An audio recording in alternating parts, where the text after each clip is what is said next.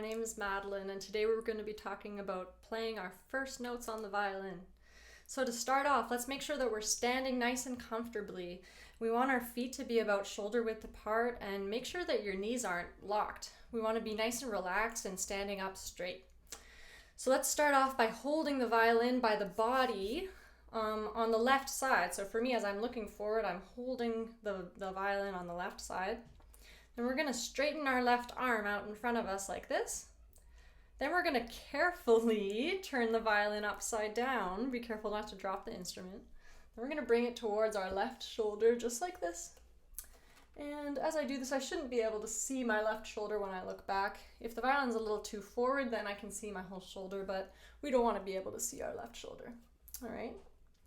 So now our left hand is going to hold the neck over here. My points of contact are going to be my the base of my index finger and my thumb. So I'm holding it comfortably like this, and I'm sharing the load between my left arm and my neck, or my chin. So it's not all my chin, I'm sharing. All right. Now let's talk about our right arm, our bowing arm. So how do we hold the bow?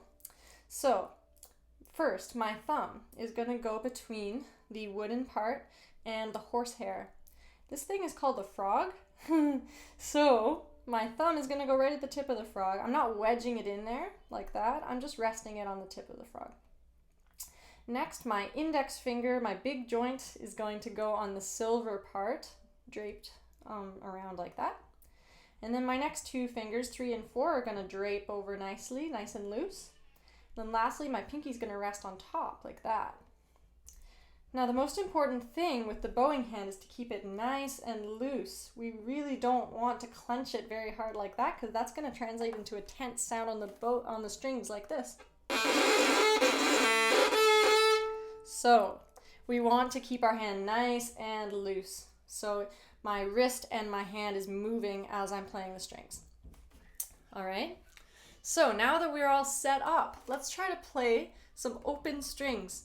So what are our strings? We've got our high E string, then A string, then D string, and then G string.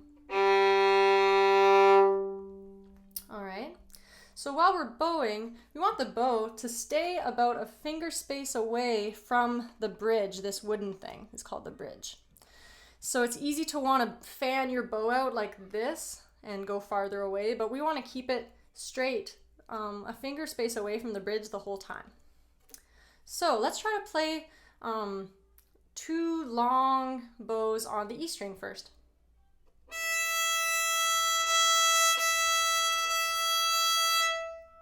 Okay, next is a little trickier. We're going to do the A string and try to only make the A string sound, no other strings.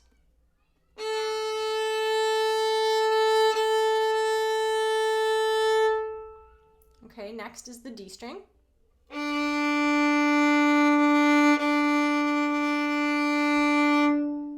And lastly, the G string.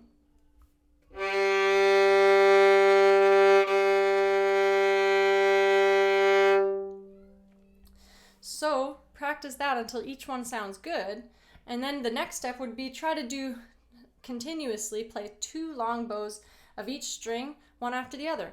So here, I'll do that now. I'm going to do 2 on E, 2 on A, 2 on D, and then 2 on G. Here I go.